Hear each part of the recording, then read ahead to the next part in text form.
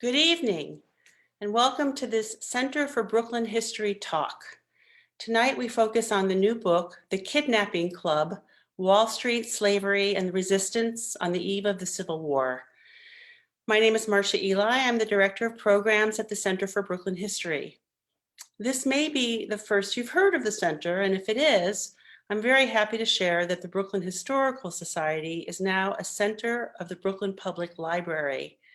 This means that our combined collection of Brooklyn-related materials truly make for the most extensive collection on this topic in the world. It also means that our public programs join the offerings the library brings to you through its programming arm, BPL Presents.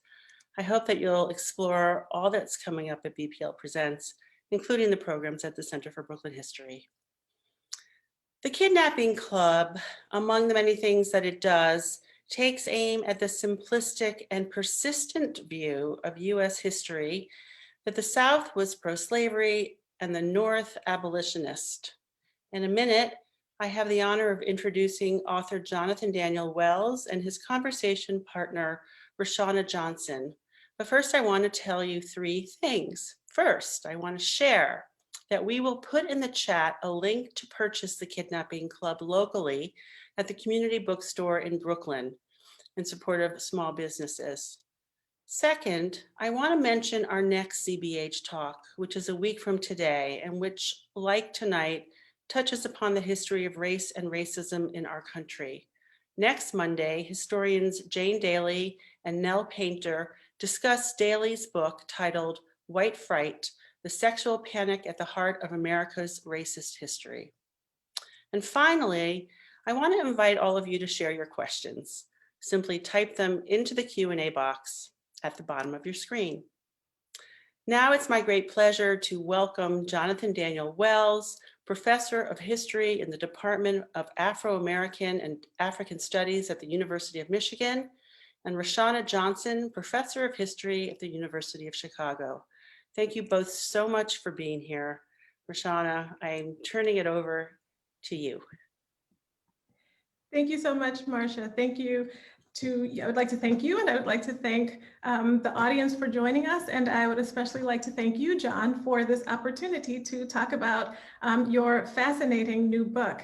So it seems to me that important books in our field do at least one of two things. Either they illuminate some previously unknown or underappreciated person, event, or process, or they bring together well-known historical phenomena into a single frame in a way that sheds new light on each phenomenon and its relationship to the others.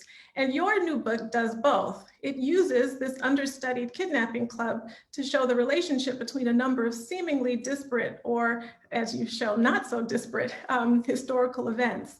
And so I'd like to start, and so those are the kind of framing remarks that I would use to guide some of the questions that I'm going to ask you. So to start, tell us a little bit about the Kidnapping Club. What was it, and how did it get this evocative name? Well, thank you for that question. First, I'd like to thank the Center for Brooklyn History and, of course, the Public Library and Marcia, and, of course, Professor Rashauna Johnson, who just so graciously agreed to host this at an incredibly busy time of the semester. So, and of course, I'm grateful to all of you tuning in. So to answer your question, the Kidnapping Club wasn't really a social organization. It was sort of a loosely organized group of police officers and judges, lawyers, professional slave catchers, all of whom conspired to make Black lives fragile and expendable in the years before the Civil War. It actually earned its name from the great abolitionist, the great Black abolitionist of pre-Civil War New York City, David Ruggles, who is just an amazing human being in our past, and somebody I think who deserves much greater audience and much more recognition among the general population than he certainly has received. And we can talk more about him certainly as we go, but he's the one who calls this group the New York Kidnapping Club. And he names them publicly, and he identifies them in his newspaper. He's a journalist as a career, and Ruggles publishes this really important newspaper magazine. It's called The Mirror of Liberty. And there is where he identifies the members of the Kidnapping Club specifically. They're police officers, most notably sort of these villainous characters like Tobias Boudinot and Daniel Nash, who are really sort of the arch villains of this story, and run up against Ruggles and other Black abolitionists constantly. There's Richard Riker, who is the city recorder throughout much of the early part of the 1800s. And he, unfortunately for Black New Yorkers, is the one charged with deciding ultimately whether somebody brought before him is in fact self-emancipated. In other words, somebody who had managed against tremendous odds to run away, or whether that person had been born free. And far too often, Riker is indifferent, I think is a kind way to put it, as to whether somebody who's being accused of being a runaway was in fact born free or not. And then you have these other characters involved in the Kidnapping Club, one of whom I'll just mention briefly is a guy named Fontaine H. Pettis. And there's a great 19th century name for you. And he was from Virginia originally. And then he made his career as a lawyer in New York City, set up shop in New York City with the goal of identifying runaways. And he placed ads in Southern newspapers and said, send me a description of your absconded enslaved person, and I will be on the lookout for them. And by the way, make sure you put 20 bucks in there as well as a retainer. So there's money to be made. There's just so many reasons why the Kidnapping Club, unfortunately for Black New Yorkers, is highly successful and efficient at what it does, particularly in the 1830s. And could you talk a little bit about the particular vulnerability of children, which I just found very striking here. You write, Black parents, quote, knew that New York City was a dangerous place for Black children. Could you talk about the ways that the Kidnapping Club brought the power of the state to bear on the lives of these seemingly most vulnerable people of African descent? Right. This is one of the saddest parts of the story, one of the most difficult for me to research and write about, and no doubt for people to read. There were, of course, vulnerabilities across the spectrum. Men and women of all ages were subject to the nefarious activities of the Kidnapping Club. But when it comes to children, they were obviously extremely vulnerable. They could be tricked with promises of a quarter or a piece of candy if they would come and help unload this pile of apples from the store. And before they even knew it, they were taken down into the basements of some of these businesses and ultimately wound up enmeshed in American slavery in the southern states. This is, by the way, not something that was unique to New York. I think the book makes the point, and I think we can talk about this a little bit more too later, that New York was unusually pro-slavery and pro-South. One of the things I note in the book, and it's not a statement I take lightly, is that New York City was the most pro-slavery, pro-South city north of the Mason-Dixon line. But that is not to say that these kind of circumstances were also unheard of in other cities. And Philadelphia is one place where this happened quite frequently. And my friend and colleague, Richard Bell, has written a book called Stolen, which is about the activities of the Patty Cannon gang. So if people tuning in right now would like to learn more about how this spread, not just in New York, but around the country, that'd be a good place to start. So one particular story I'll just mention, which is kind of the symbolic of the vulnerability of kids in New York, Black kids in particular. And that is the sordid tale of Henry Scott. He was a young child studying at his desk in the African Free School. And fortunately for many Black children, the African Free School system had been set up to help educate them. And one day, in walks two white men that he had never seen before into his classroom. One was a white police officer, and the other was a white North Carolinian. And they had both entered that classroom with an eye toward arresting Henry Scott as a runaway slave. Now, you can just imagine the terror in the classroom that would have unfolded given these circumstances. Children are shouting and they're crying and they're yelling, "Kidnappers, kidnappers." People are, sort of running in all directions. And ultimately, what happens is Henry is taken from the classroom. He is charged with being the escaped slave of a property owner in North Carolina, along with his father. His father is the one who supposedly took him out of enslavement in North Carolina and took him to a precarious freedom in New York City. The problem was that it was so hard to tell, right? Whether somebody was born free and could therefore demonstrate in some way that they had a legitimate claim to freedom. And of course, they all had legitimate claims to freedom, right? But I'm talking about through the eyes of the American legal system. And whether somebody had, in fact, been, not Henry Scott, but Henry Jameson from North Carolina. So the stories of vanishing children is one of the darker, more troubling aspects of this story. But I think if we don't tell those stories, we lose sight of the fact that the activities of these people are so unbelievably reprehensible. And you mentioned this now, and I'd like to have you tease this out a bit.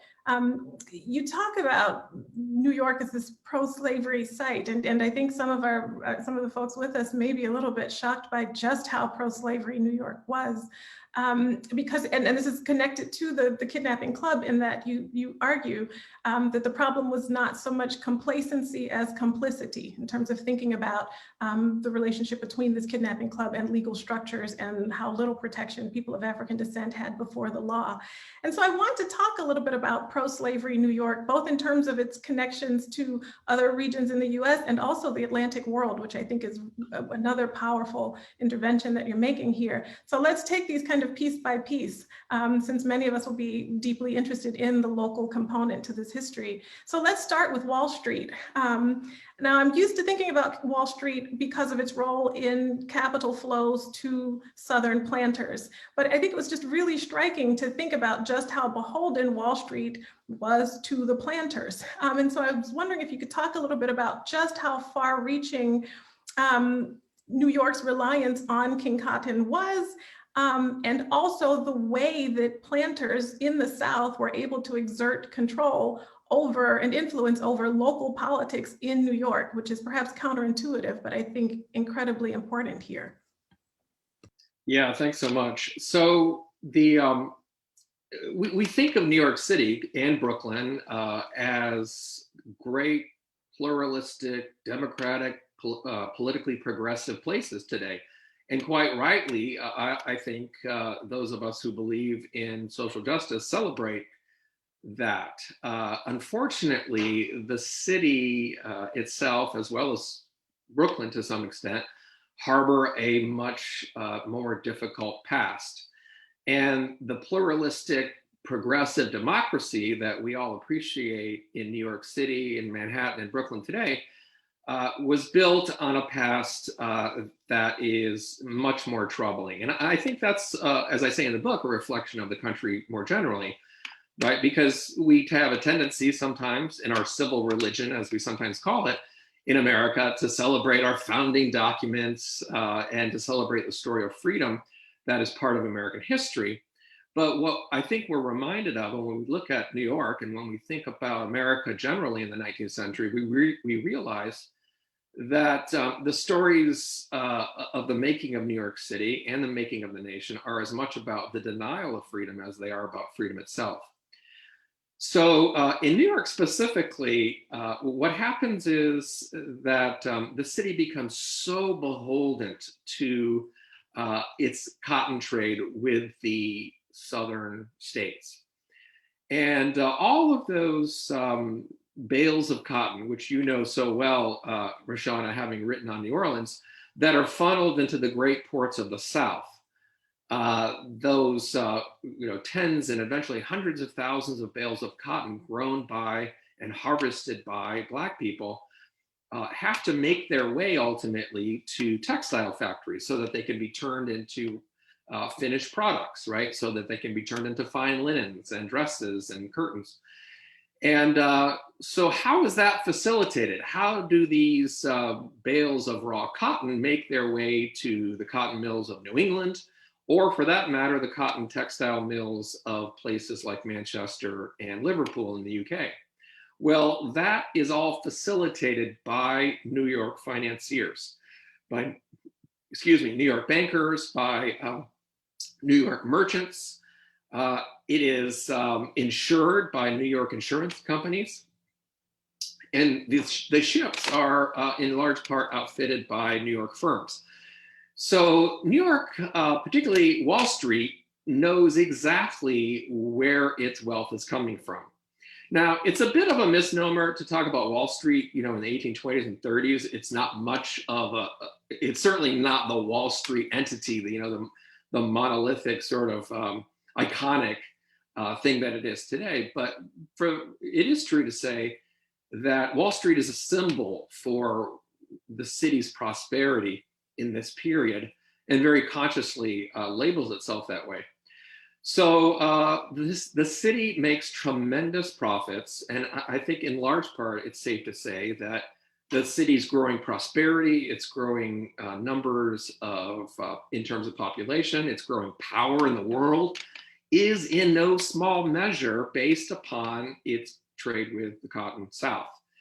And that makes it very protective of its interests, very protective of Southern slavery, very protective of the Union, because the Union, the constitutional compact, is what, that's the umbrella under which this prosperity is made possible. So we could talk also about the Fugitive Slave Clause just for a second, which is part of the Constitution of the United States. And when I say the nation is as much about the denial of freedom as it is about freedom itself, the Constitution is a prime example of that. The Fugitive Slave Clause mandated that if an enslaved person was somehow able, at great personal risk, to make it into a precarious freedom in New York or Boston or Detroit, that it didn't mean that that person was free, that in fact, those communities, those northern states were required by constitutional law to return runaways. It just so happens, that the prosperity on which Wall Street is basing its emergence and the power of New York City itself was not only deeply racist, but dovetailed quite nicely with its attachment to protecting the Union and the prosperity that it fostered. Well, and I think one of the, to add to that, I think one of the things that you contribute here is that there is this larger transnational valence here. And I was wondering if you could talk about the Portuguese company and the way that New York, in addition to being really critical in the flows that you just described, that there are actually people from Africa who've survived the Middle Passage who are spending time in New York in the 1850s, which I think is also another one of those things that we would not have necessarily, that many of us don't necessarily expect in terms of thinking about New York in the 1850s. It's really shocking, the extent to which New York City was a port in the transatlantic slave trade half a century after it had been rendered illegal. Congress does outlaw the nation's participation in the transatlantic slave trade in the early part of the 1800s, but by no means does that eliminate the country's prominent role in the transatlantic slave trade. My friend and colleague, John Harris, has just published a book on this. It's called The Last Slave Ships. And I have one chapter on the Portuguese company, but he's devoted a whole book to it. And then, of course, there are other historians who have touched on this. We as historians are fortunate to have historiography on which to build, people who have gone before us, who have written on these topics. And I learned a lot about this through the work of people like Leslie Harris, Leslie Alexander, Carla Peterson, people who had written about New York City before the Civil War, particularly in regard to the Black experience, Eric Foner and his amazing book, Gateway to Freedom. So, in all of these different books, people have sort of pieced out some of the stories that were important. But I think between my book and John Harris's book, we've begun to uncover a much more detailed analysis of this deeply troubling part of New York's history. So we talked about children being abducted from classrooms. We've alluded perhaps to people being snatched away from the alleyways in the cities of Lower Manhattan and from Brooklyn. But a story equally difficult to appreciate is the fact that all along the Battery, all along the ports, the docks and the wharves of the East River and the Hudson River were ships that sailed in and out of the incredibly busy docks. And it was just too easy for people to outfit ships for the slave trade. And even, for that matter, to bring enslaved people surreptitiously into New York and into Brooklyn as part of that trade. So Cuba, Africa, New York City, they were all linked in complicated ways that we're only beginning to really fully understand. The Portuguese company that you mentioned was a name that was sort of offhandedly given to a group of Portuguese diplomats and traders in Madeira wine and other forms of legitimate trade, who more or less used that as a cover to outfit ships for the slave trade. And there was just vast amounts of money to be made. So it's not just a story about kidnapping in New York and Brooklyn, it's also a story about the horrific kidnapping of men, women, and children from the western coast of Africa, and how New York City became embroiled in that as well. And one of the things that I find powerful here, I mean, obviously you give us a very detailed understanding of the structural forces against which people of African descent, the forces that they were up against, but you also give a very detailed and sensitive treatment of Black political activism in the face of, in response to these structures. And I'd like to pivot a little bit to focus on that. And so I'll start with enslaved people, because I do think that this is also something that complements, I think, our J.M. Blackett's work on the border states. This is doing that, a parallel kind of thing for an urban setting, but we're seeing enslaved people as political actors. And in that way, it's bringing together the kind of bottom-up history that I associate with a lot of slavery studies with the kind of top-down sort of political histories that we sometimes get. And here you're sitting at the intersection of those two. Can you talk a little bit about enslaved people themselves as political actors and the way that their actions then animate, motivate other forms of activism in New York? That's such a crucially important part of the story. It would have been a very depressing book to research and write if all I did was, sort of recount the horror stories of people like young Henry Scott. So I wanted to do what I could to relay the stories, to uncover the stories, and sort of be a voice for people in the past who really did risk their lives to fight against racial injustice. And there are people who were obviously enslaved because sometimes they would later admit to having been runaways. But oftentimes, and this is frustrating to be honest with you from a historian's perspective, it's often really hard to tell what the quote unquote true story was. Because later on, we're going to get trials with juries. And that's going to help stem the worst tendencies of the Kidnapping Club, who were often able, Boudinot and Nash could arrest somebody for being a runaway, take them before Richard Riker, who declared them, in fact, to be runaways, and within a matter of hours, and without even their families even realizing they were missing, people would be sent into slavery. So the jury trials really help, but you would think that the presentation of evidence in court would facilitate our modern understanding of whether somebody was really a self-emancipated person or had been born free in New York in 1810. But even then, both sides marshaled their evidence, and they were completely contradictory. So specifically in regard to enslaved people, it was amazing the extent to which they were willing to make it known that they were fighting against the return to bondage. Some of them, as we know from previous histories, had been living in freedom in places like Lower Manhattan for 20, 25 years before, lo and behold, someone from their distant past passed them on the street in Broadway, and then wrote back to the family in the Carolinas or Texas or Florida and said, "Oh, I just saw Joseph Smith, who had absconded from your plantation.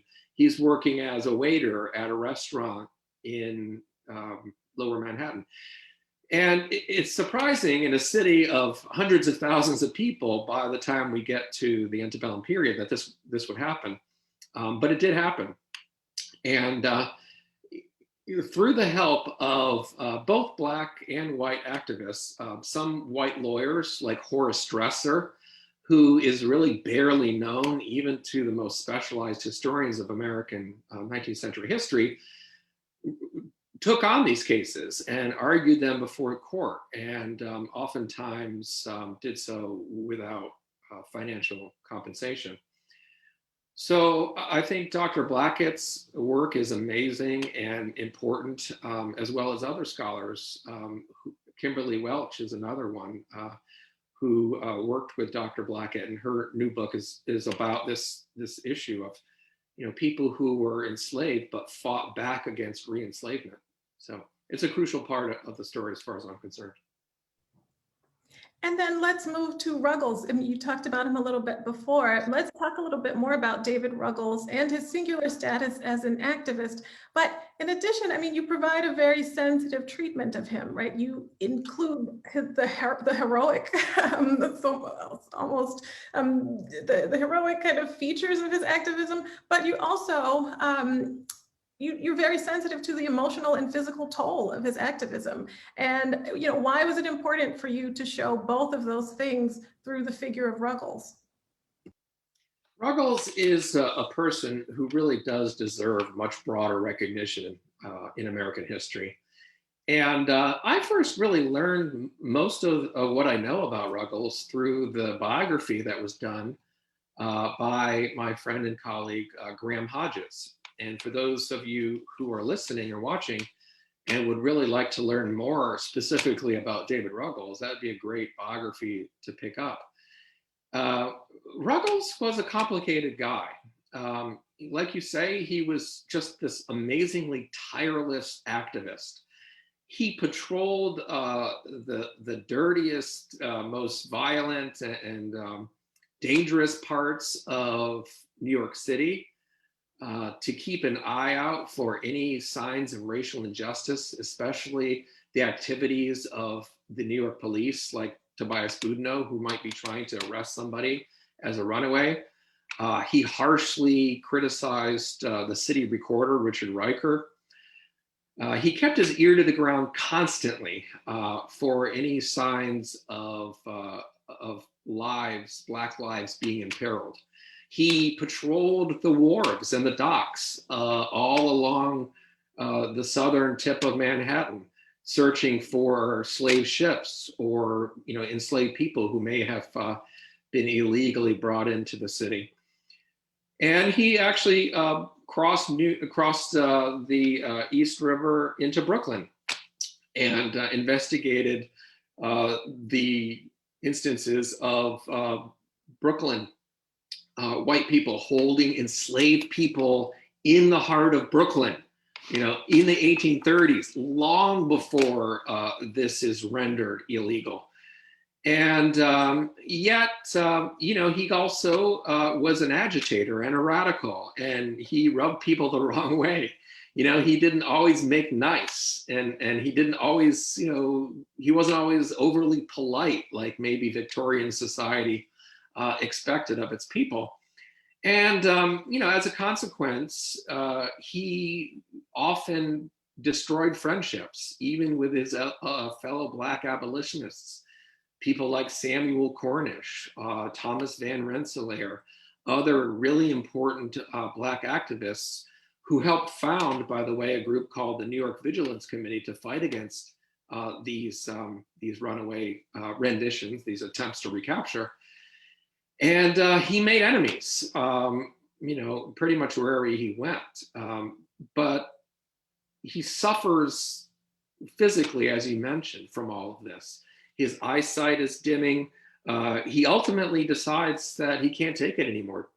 And he leaves New York City and goes to sort of recoup his physical health in central Massachusetts, where he continues to fight on behalf of abolitionism, but he's not doing the sort of tireless day-to-day work that, had run him ragged.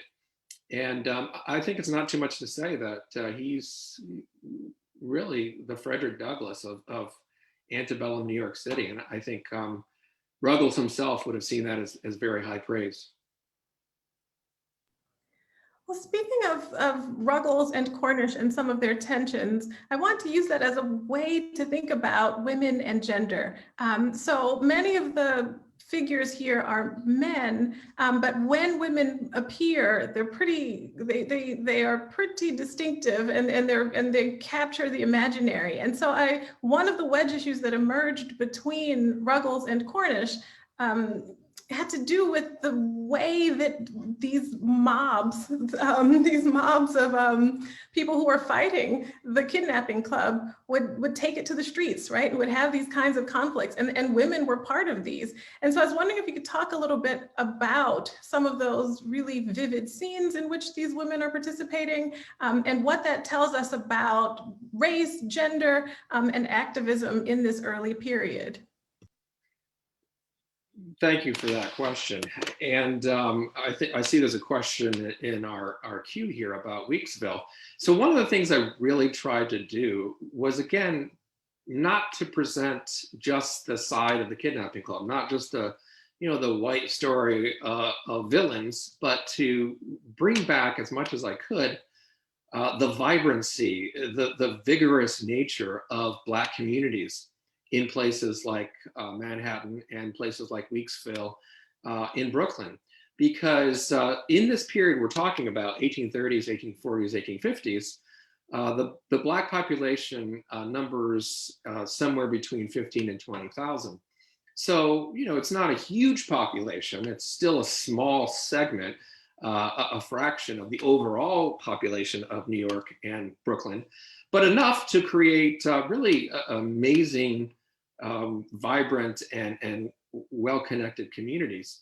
One of which, of course, as I'm sure many of the listeners here know, was Seneca Village, which Leslie Alexander's book tells this sad tale of an amazing Black neighborhood that was wiped out to make room for Central Park. So women were absolutely, obviously, integral to these vibrant Black communities. And they organized book clubs, they had charity societies, they really raised money to send kids to school, to get good clothing, high quality clothes for children to go to school with. So Black women were absolutely central to the communities, and therefore it would not surprise us, perhaps, that they would be central to Black activism as well. And there are some tough stories that center on Black women as victims of the Kidnapping Club. And Hester Carr is one of the more, demoralizing parts or examples. So too is the case of Charity, who was a woman who had been enslaved in Savannah and then was brought into Brooklyn with two fellow enslaved people and held right in the heart of Brooklyn. And, in their own ways, they successfully protested their positions, their enslavement when given the opportunity. So, yes, I wish I had been able to be honest, to uncover more stories of female activism. But I certainly tried the best I could to account for gender as well. And just quickly, I mean, one of the things that was fascinating about the Hester Card story in particular was that every now and then we get a white woman kidnapper or a white woman slave trader, and you tell those stories. And I think that that extends some of the current scholarship. I'm thinking about Stephanie Jones-Rogers or Tavolia Glenn's scholarship that helps us to think about white women in relation to slavery. These are obviously very particular stories. Most of the kidnappers are men, as we can see. But we do see a couple of those quick tales that are quite vivid. Before we move to some of the questions from the audience, I guess I have one final question, and it does parallel some of the questions that have come up from members of the audience. In the epilogue of the book, you reflect on the beauty of New York, and you also reflect on this painful history, right, that attended its transformation into a financial center and global metropolis, specifically the history of racist policing and the enduring distrust between people of African descent and the NYPD specifically, right, given some of the strategic manipulation of tensions that we see in the antebellum period and that persists into the post-emancipation period. And then you connect this to and you explicitly connect this to a question about reparations. And so I was wondering if you could talk a little bit about how this history sheds light on the present and the struggles and the justice struggles of the present. Yeah, thank you for that question. When I was finishing the book, Ta-Nehisi Coates was testifying before Congress about historical need for reparations. And I had already read his great article in the Atlantic, which is titled, I believe the exact title is On Reparations. And I think those of us who study the Black experience in American history, and those of us that we hope with any sense of social justice or fairness, I think the only conclusion that you can come away with is that some form of reparations are absolutely appropriate, moral, necessary, whatever term you want to use. And the level of thievery from Black wealth, the level of cheapening Black lives, the literal kidnapping of Black people who may or may not have been born free and taking them into bondage in the South. All of that tells me that there is absolutely a case that is completely warranted for some form of reparations. The other side of your question, in terms of sort of modern policing, I mean, that's another thing that I tried to cover in some op-eds that I did leading up to the book's publication in Time Magazine, Smithsonian, and those of you who are interested can look those up. But in short, the story, unfortunately, is all too familiar. The stories of stop and frisk, the killing of people like George Floyd and Eric Gardner and Breonna Taylor, and the modern horror stories that we've experienced this year especially, but also, particularly in recent history, is so clearly reflected in the ways in which Black people were made vulnerable by the Kidnapping Club. And the problem is that the police, of course, have always been an extension of the public, right, and the public will. And, for politicians who prey on, in demagogic ways, on fears of, criminality, are glossing over the fact that Black people are the ones who have been victims of white criminality throughout much of American history at the hands of legal and political authorities as well as individual citizens. So I think there are a lot of parallels that can be made today. And I do think that the case for reparations is pretty clear in my mind. I'm now turning to some of the questions that we're getting from the audience on the feed, and you should certainly jump in to respond to questions as you see them as well. But one of them that I would just, I think, like to go back to is, it seems to me that people are still really just struggling to wrap their minds around the Kidnapping Club as organized conspiracy. What is, if you could just kind of go back and really just explain like the relationship between the Kidnapping Club and the state, right? Like that.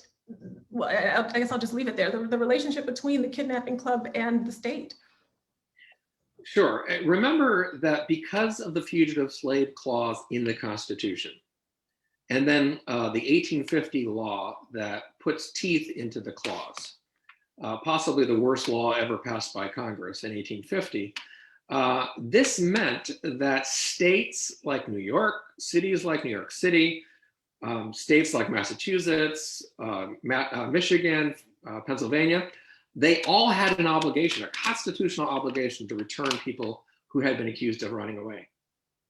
The key is that, a lot of people were beginning to question the legitimacy of that. And I'm talking about white people. Black people, of course, always considered it illegitimate, quite rightly. But white people in the North were beginning to question the compromise with slavery themselves. And they were beginning to think, well, maybe there's something wrong with the Constitution if it requires me to hand back, somebody who's been my, my butcher for the last 30 years.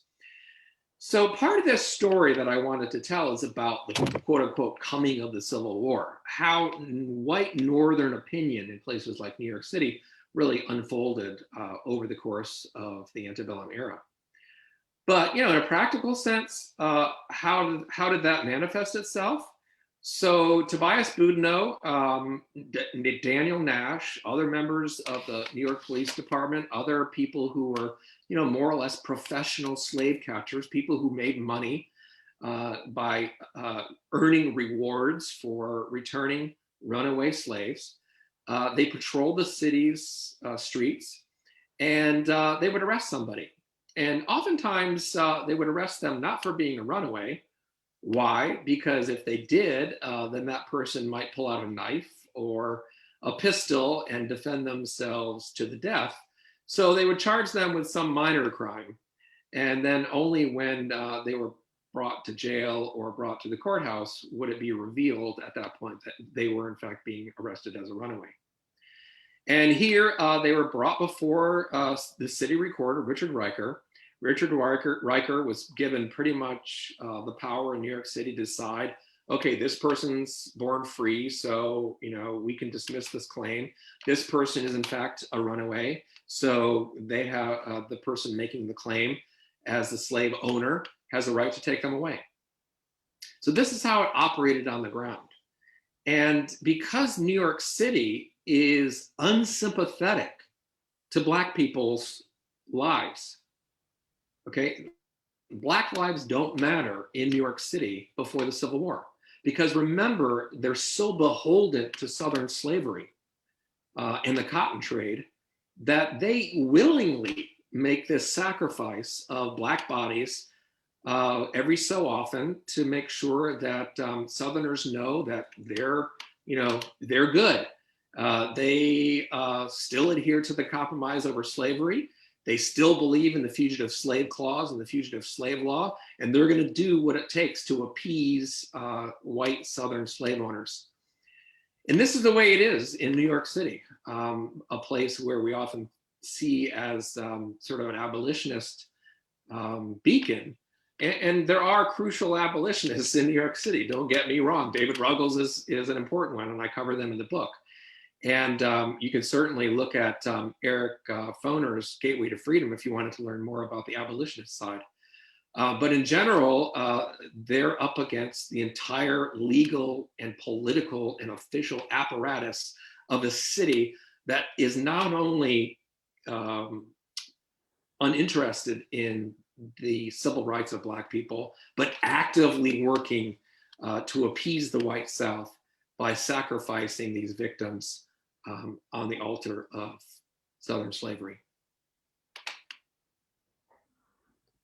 And I think one of the reasons people are kind of struggling to really wrap, I mean, to really wrap our minds around this is because of the way, and maybe we as historians have to take a little bit of credit for this, but the way that these kinds of stories don't necessarily make it into our K through 12 curricula, the way that these kinds of stories, we as historians have, as you mentioned, right, you're building on a historiography, but we don't always write in a way that will make these kinds of stories accessible to broader audiences. And so I wondered if you could talk a little bit about your own process in terms of writing this book in a way that's accessible and I think beautifully written, but then to sort of meditate a little bit more broadly on what we as historians need to do in order to make sure that these kinds of stories aren't so unbelievable in some ways as they're coming to broader audiences.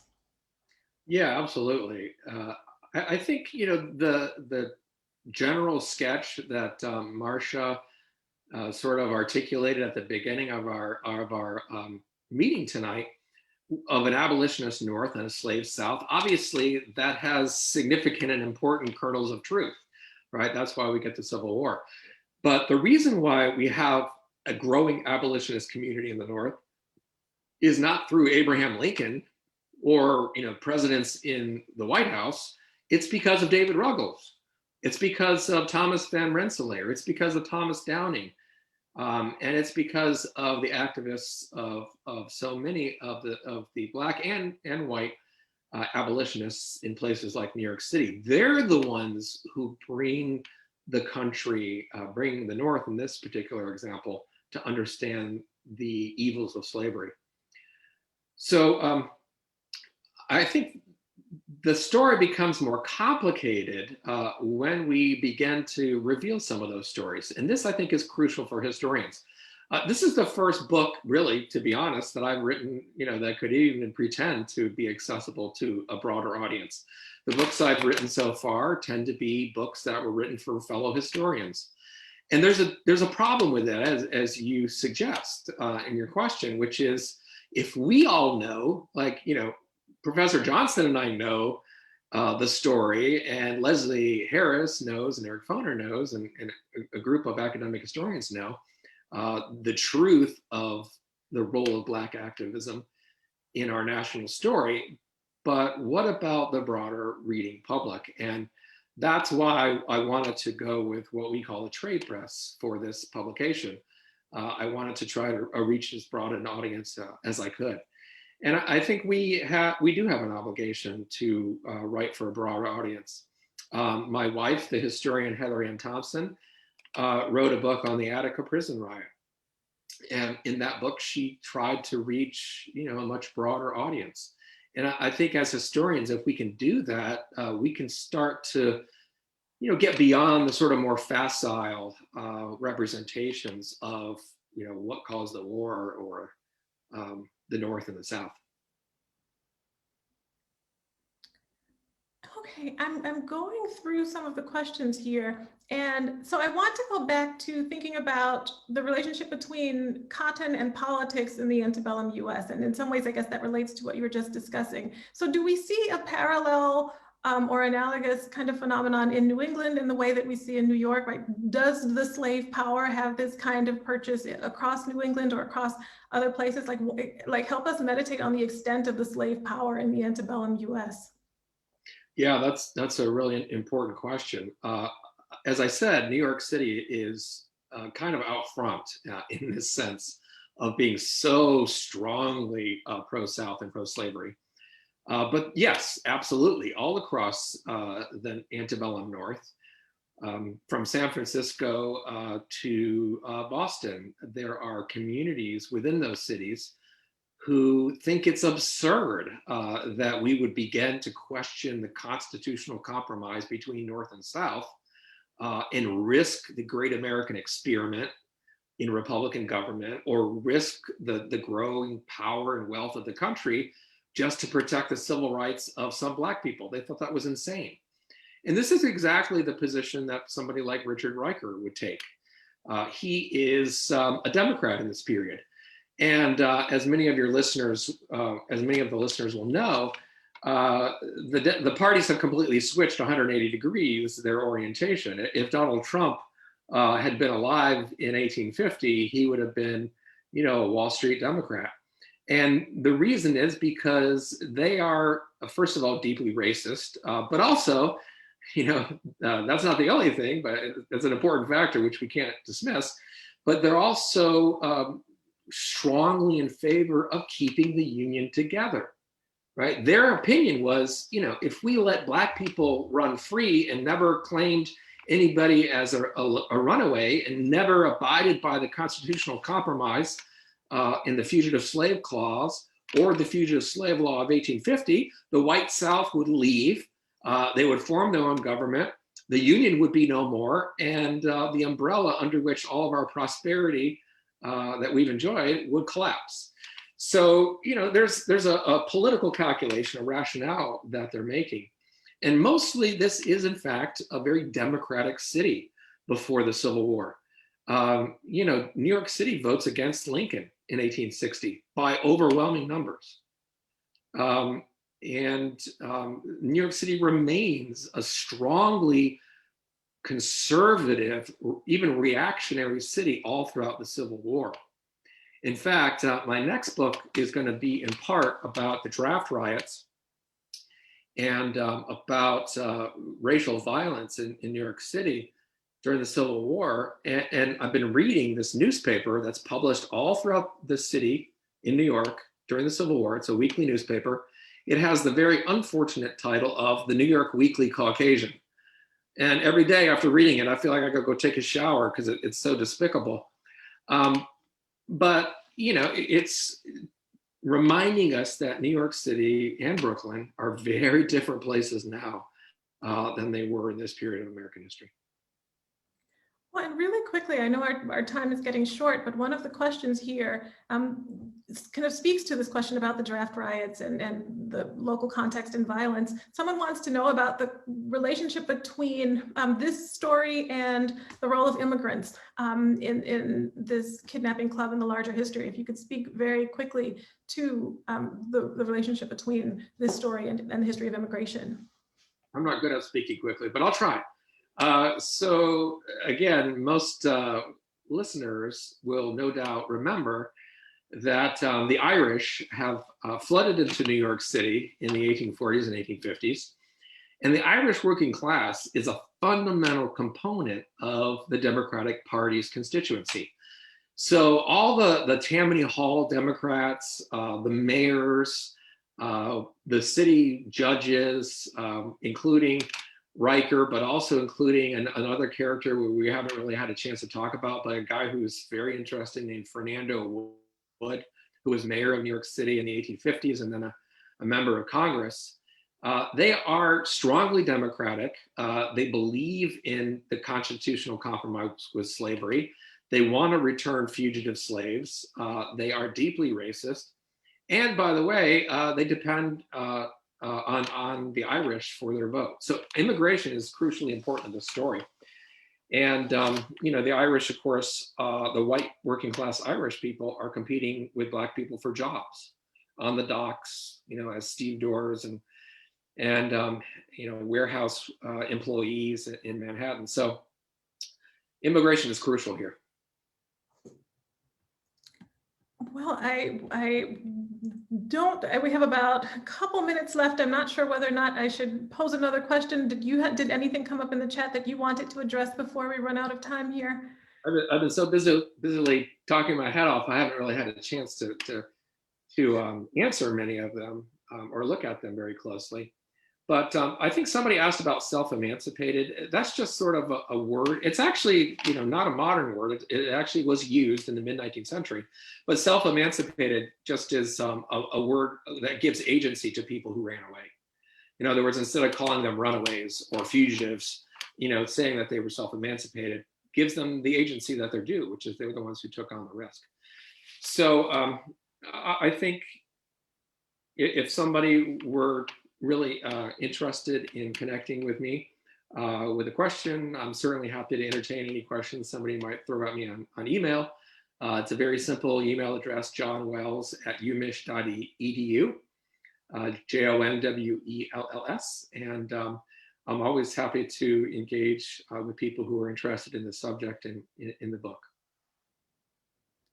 Well, thank you so much for engaging with us. Again, it's just, I really want to emphasize it's a beautifully written book that covers a lot of territory and brings together a lot of fascinating phenomena into a single frame, and that will just shed a whole lot of light on many of the fundamental issues that people confronted in the antebellum US. And so I will conclude by thanking you, John, for this really rich conversation. I would like to thank the Center for Brooklyn History, and I would like to thank all of you for joining us this evening. Thank you so much.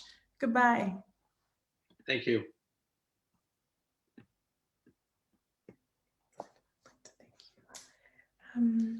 Thank you.